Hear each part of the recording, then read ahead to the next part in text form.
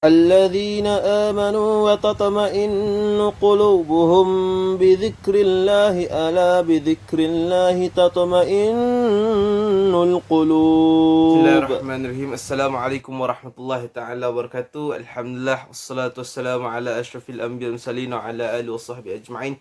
Subhanaka la ilma lana illa ma 'allamtana innaka antal alimul hakim. Rabbi shrah li sadri wa yassir li amri wahlul 'uqdatam min lisani yafqahu qawli, amma ba'.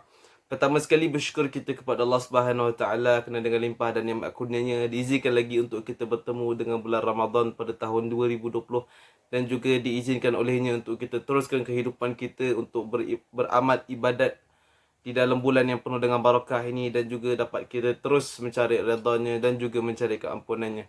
Dan juga salam dan selawat ke atas junjungan besar Nabi Muhammad sallallahu alaihi wasallam, ahli keluarganya, para sahabat. Semoga Allah Subhanahu wa taala merahmati mereka semua, dan juga semoga Allah Subhanahu wa taala merahmati kita juga. Amin amin amin ya rabbal alamin. Alhamdulillah, bertemu lagi kita dalam episod kali ini yang kita akan membincangkan lagi dua buah hadis yang berkaitan tentang fadilat mengamalkan puasa pada waktu-waktu tertentu. InsyaAllah pada hadis yang pertama ini, ia membincangkan tentang fadilat berpuasa sunat pada bulan Rejab. Hadisnya agak panjang, jadi saya akan bacakan maksudnya sahaja. Yang bermaksud, sesiapa yang berpuasa 3 hari pada bulan Rejab, Allah menulis baginya memberi ganjaran puasa sebulan. Siapa yang berpuasa 7 hari pada bulan Rejab, Allah menutup baginya pintu-pintu neraka. Siapa yang berpuasa 8 hari daripada bulan Rejab, Allah membuka baginya 8 pintu syurga. Dan siapa yang berpuasa setengah daripada bulan Rejab, Allah menuliskan baginya keredaannya. Siapa yang sudah ditetapkan baginya keredaannya, dia tidak akan diazab. Dan siapa yang berpuasa penuh pada bulan Rejab, Allah akan menghisapnya di hari akhirat dengan hisap yang ringan. Hadis ini daripada Anas, daripada sumber Amru bin Al-Azhar. Dan dalam sanad hadis ini terdapat seorang perawi yang bernama Abbad bin Abi Iyash, yang terkenal sebagai seorang yang dusta. Terkenal sebagai dengan dustanya. Apa lagi kata-kata sarjana hadis berkaitan tentang hadis ini? Yang pertama sekali, Ibnu Al-Jauzi menyenaraikan hadis ini dalam kitabnya, iaitu buku yang bernama Al-Mawdu'at, Mawdu'. Dan ia dilaporkan oleh Muhammad bin Abdul Baqi daripada Abu Bakar Muhammad bin Al-Hasan Al-Naqashi, daripada Abu Said. Beliau menghukum hadis ini sebagai palsu. Yang keduanya, Ibnu Shahin melaporkan daripada Ali, yang melaporkan daripada Harun bin Antarah bahawa Rasulullah SAW menyatakan, ni hadisnya, sesungguhnya bulan Rejab adalah bulan yang agung. Siapa yang berpuasa sehari daripada bulan Rejab, nescaya Allah menuliskan baginya puasa 1000 tahun. Siapa yang berpuasa 2 hari pada bulan Rejab, maka Allah menuliskan baginya puasa pada 2000 tahun. Dan siapa yang berpuasa 3 hari pada bulan Rejab, maka Allah menulis baginya puasa 3000 tahun. Menurut Ibnu Arraq menyatakan bahawa hadis ini adalah hadis yang palsu dan tanpa syak lagi. Harun bin Antarah pula di sisi Ibnu Hibban adalah seorang pereka hadis. Seterusnya Ibnu Al-Hafiz Ibnu Hajar, Al-Hafiz Ibnu Hajar dalam bukunya Tabyin Al-A'jab Fima Warada Fi Fadail Rajab berkata, Al-Hafiz Ibnu Hajar mengatakan bahawa tidak terdapat hadis yang boleh dijadikan hujah yang menyebut tentang kelebihan khusus dalam bulan Rajab, ataupun kelebihan berpuasa sepenuhnya pada bulan ini, atau berpuasa sebahagiannya, atau menghidupkan malamnya yang khusus. Seterusnya, Imam As-Suyuti ada menyatakan dalam buku Al-Amru Al-Ittiba' wal Nahyu an Al-Ibtida', menyebutkan bahawa Umar Al-Khattab melarang orang berpuasa pada bulan ini, dan juga beliau pernah memukul tangan orang yang tidak mahu makan disebabkan berpuasa pada bulan Rejab. Dan yang terakhir, Al-Shawkani ada menyatakan pula dalam kitabnya, iaitu Al-Fawaid, dalam satu risalah, Ali bin Ibrahim Al-Athhar berkata, apa yang diceritakan mengenai keutamaan puasa Rejab semuanya adalah maudhu' dan da'if, tidak mempunyai sumber. Katanya lagi, Abdullah Al-Ansari tidak berpuasa Rejab dan beliau melarangnya dan berkata, tidak ada satu hadis pun yang sahih dari Rasulullah sallallahu alaihi wasallam mengenainya. Alhamdulillah, selesai pada part pertama membicarakan tentang berpuasa pada bulan Rajab, dan seterusnya adalah berkaitan tentang kelebihan berpuasa hari Ashura.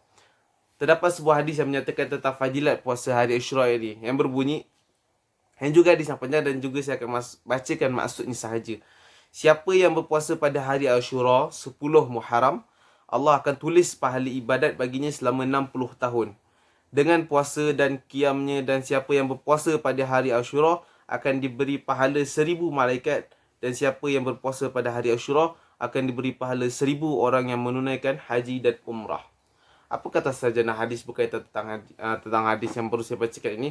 Yang pertama sekali, Ibnu Araq Al-Kannani dalam kitabnya Tanzil Syari'iyah menyatakan bahawasanya dalam sanad hadis ini, rantaian hadis ini, terdapat seorang pelapor yang bernama Hubayb bin Abi Hubayb, dan dia ialah seorang yang memalsukan hadis.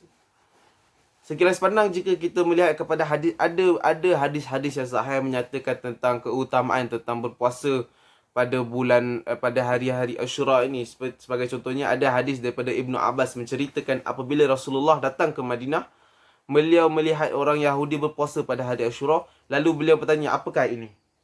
Kemudian mereka pun menjawab, hari ini adalah hari yang baik kerana pada hari ini Allah telah menyelamatkan Nabi Musa dan bangsa Israel daripada musuh mereka. Maka Musa pun berpuasa. Lalu baginda berkata, aku lebih berhak dengan Musa daripada kamu. Baginda pun berpuasa dan menyuruh orang ramai berpuasa. Hadis yang direkodkan oleh Imam Muslim. Dan juga ada dua lagi buah hadis yang menyatakan, yang pertama sekali daripada Aisyah, Rasulullah mengarahkan supaya berpuasa pada hari Ashura apabila puasa Ramadan difardukan. Siapa yang hendak berpuasa pada hari Ashura, maka dia boleh berpuasa, dan siapa yang hendak berbuka, dan dia boleh berbuka. Hadis ini direkodkan oleh Imam Bukhari dan juga Imam Muslim. Dan yang terakhir daripada Aisyah juga berkata, orang Quraisy di zaman jahiliah berpuasa pada hari Ashura, dan Rasulullah juga berpuasa pada hari Ashura. Apabila baginda datang ke Madinah, baginda berpuasa pada hari itu dan menyuruh orang ramai berpuasa. Apabila difardukan kewajipan puasa Ramadan, ditinggalkan puasa pada hari Ashura, lalu baginda berkata, siapa yang mahu dia boleh berpuasa sunat hari Ashura, dan siapa yang tidak mahu berpuasa dia boleh meninggalkannya. Ini yang hadis ini juga direkodkan oleh Imam Bukhari dan juga Imam Muslim. Jadi yang pertama sekali dapat kita fahami bahawa hari Ashura ini adalah salah satu sunnah yang amat dituntut, dan ia adalah satu kewajipan sebelum datangnya bulan Ramadan suatu ketika dahulu. Tetapi apabila sudah datangnya bulan Ramadan, maka hari Ashura ini tidak wajib lagi, akan tetapi ia menjadi salah satu sunnah. Inilah sebagaimana yang diterangkan oleh Imam Ibn Hajar Al-Asqalani dan juga Imam Muslim ketika menghuraikan hadis ini, tentang, iaitu hadis yang berkaitan tentang puasa hari Ashura. Alhamdulillah, selesai kita membincangkan dua buah hadis tentang fadilat berpuasa pada bulan Rajab dan juga kelebihan fadilat berpuasa pada hari Ashura. InsyaAllah, jika sahabat-sahabat, saudara-saudari yang dirahmati Allah sekalian di luar sana ada pernah mendengar tentang hadis ini, maka bolehlah kita berhenti berpegang kepadanya, dan juga boleh kita menyebarkan kepada orang lain. Akan tetapi perlu kita memberitahu mereka bahawa hadis ini hadis palsu dan jangan kita amalkannya, kerana ia adalah amaran daripada Rasulullah SAW bahawa janganlah berdusta ke atas namanya, dan siapa yang berdusta ke atas namanya, dia akan masuk ke dalam neraka. InsyaAllah, kita jumpa lagi dalam episod akan datang, siri Ramadan 2020, #semak sebelum sebar, yang akan kita teruskan membincangkan lagi beberapa buah hadis yang berlega-lega dalam kalangan masyarakat. Akan tetapi, adakah ia sahih? Jom kita pendengarkan. InsyaAllah, jumpa lagi dalam episod akan datang. Sekian, subhanakallah bihamdika, asyhadu an la ilaha illa anta, astaghfiruka wa atubu ilaik. Sekian, assalamualaikum warahmatullahi taala wabarakatuh.